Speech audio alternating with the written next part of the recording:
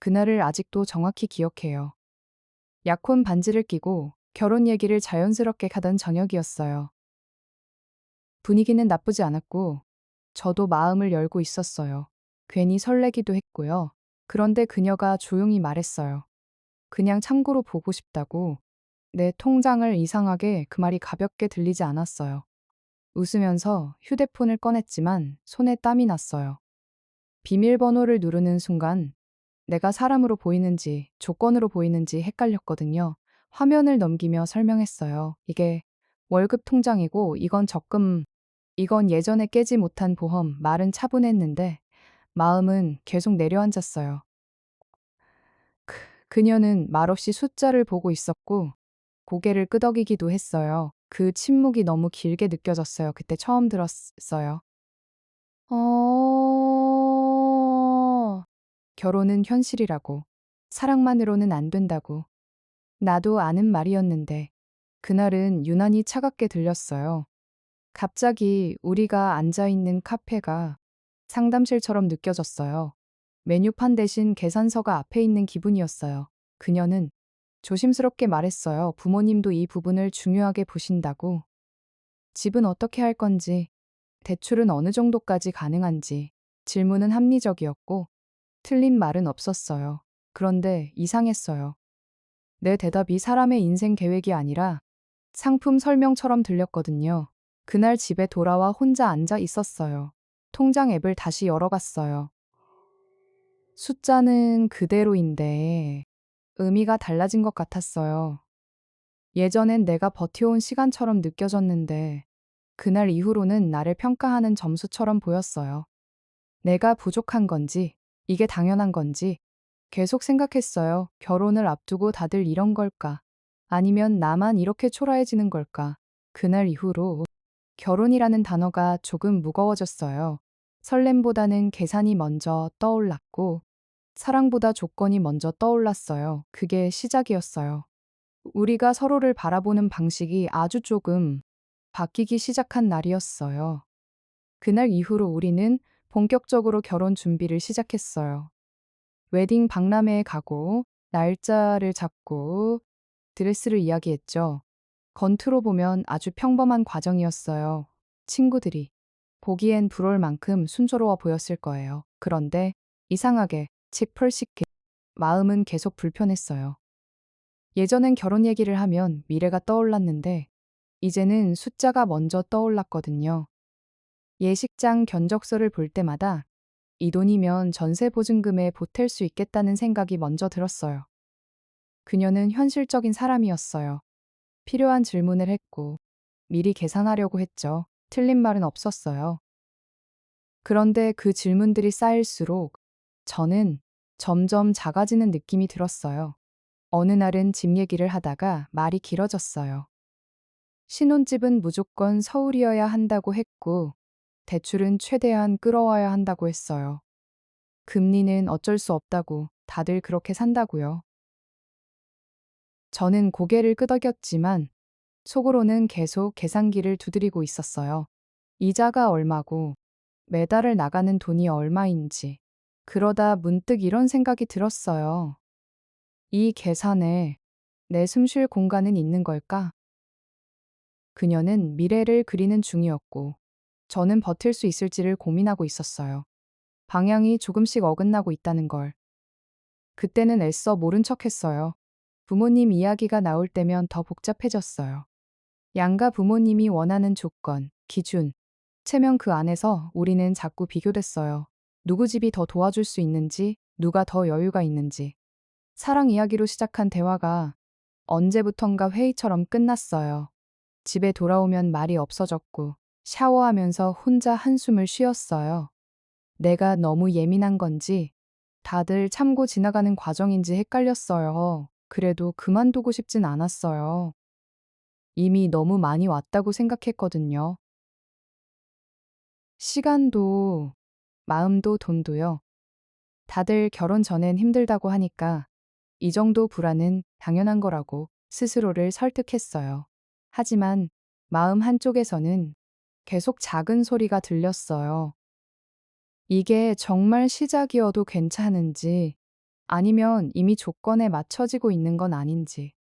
그 질문을 저는 계속 미뤄두고 있었어요. 결정적인 순간은 아주 사소한 말에서 시작됐어요.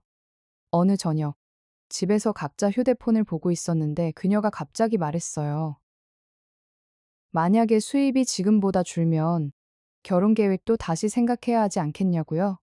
농담처럼 던진 말이었는데 저는 웃지 못했어요. 그 말이 머릿속에서 계속 맴돌았거든요. 결혼이 두 사람의 약속이 아니라 유지 조건이 있는 계약처럼 느껴졌어요. 그날 밤 잠이 오지 않았어요. 천장을 보면서 계속 생각했어요. 내가 아프거나 일이 잘 안 풀리면 우리는 어떻게 되는 걸까? 그 질문이 너무 무서웠어요. 며칠 뒤 부모님과의 식사 자리에서 비슷한 이야기가 나왔어요. 안정적인 직장인지, 앞으로 더 벌 수 있는지, 언제쯤 집을 살 수 있는지 질문은 걱정이라는 포장지를 쓰고 있었지만 방향은 하나였어요. 가능성, 수치, 조건. 그 자리에 앉아 있으면서 저는 점점 말을 잃었어요. 누군가의 딸을 책임질 사람으로 평가받는 기분이었어요. 집에 돌아오는 길. 그녀는 말이 없었고, 저도 아무 말도 하지 않았어요. 침묵이 괜히 싸움보다 더 무겁게 느껴졌어요. 그날 이후로 우리는 자주 다투러요. 큰 싸움은 아니었어요. 말투, 표정, 사소한 선택 그런데 싸움의 끝은 항상 비슷했어요. 현실을 보라는 말, 감정만으로는 안 된다는 말. 저는 점점 방어적으로 변했고, 그녀는 더 확신을 원했어요. 사랑을 증명하라는 요구가 어느 순간 숫자로 바뀌어 있었어요. 통장 잔액, 대출 한도, 고, 미래 예상 수입 그걸 맞추지 못하면 설명해야 했어요. 왜 아직 이 정도인지, 왜 더 빨리 못 모았는지 혼자 있는 시간이 늘어났어요.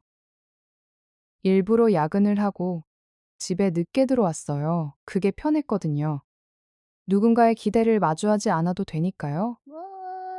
그런데 그런 나 자신이 너무 초라하게 느껴졌어요. 사랑하는 사람 앞에서 도망치고 있다는 생각이 들었거든요. 그럼에도 불구하고 마음 한구석에서는 또 다른 감정이 올라왔어요. 만약 이 결혼이 계속된다면 나는 계속 증명해야 하는 사람이 되는 건 아닐까? 남편이 아니라 조건을 충족해야 하는 존재로요.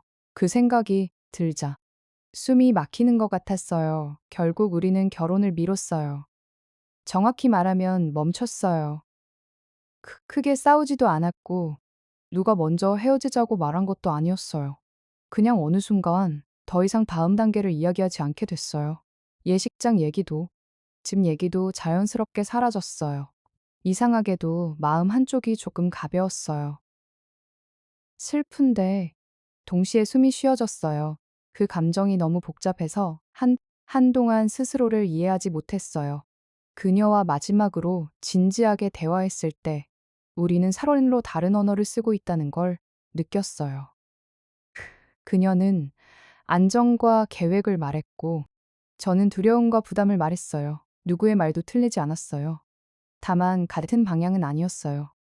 그걸 인정하는 데까지 생각보다 시간이 오래 걸렸어요. 사랑이 없어진 건 아니었거든요. 그런데 사랑만으로는 버티기 힘든 구조라는 걸 그제야 솔직하게 받아들였어요. 혼자가 된 후 다시야 통장을 열어봤어요. 여전히 숫자는 크게 달라지지 않았어요. 그런데 이번엔 그 숫자가 나를 규정하는 것처럼 느껴지지 않았어요. 아직 부족할 수는 있지만 그게 내 전부는 아니라는 생각이 들었어요. 누군가의 기준에 맞추기 위해 나를 설명하지 않아도 되는 시간이 조금씩 회복시켜줬어요. 가끔은 생각해요. 만약 그날 통장을 보여주지 않았다면 결과가 달라졌을까 하고요. 하지만 지금은 알아요. 그날이 문제가 아니라 우리가 바라보는 결혼의 모습이 달랐던 거예요. 누군가는 결혼을 조건으로 시작하고 누군가는 사람으로 시작해요. 어느 쪽이 맞다고 말할 수는 없어요. 다만 나에게는 조건이 앞서는 결혼이 너무 무거웠어요. 이 이야기를 하는 이유는 누군가를 설득하려는 게 아니에요. 지금 이 영상을 보고 있는 누군가가 비슷한 고민을 하고 있다면 혼자가 아니라는 말은 해주고 싶었어요. 결혼을 망설인다고 해서 사랑이 부족한 건 아니에요. 어쩌면 나를 지키려는 선택일 수도 있어요. 만약 이 이야기가 조금이라도 도움이 됐다면 구독해 주셔도 괜찮아요. 같은 고민을 계속 나누고 싶거든요.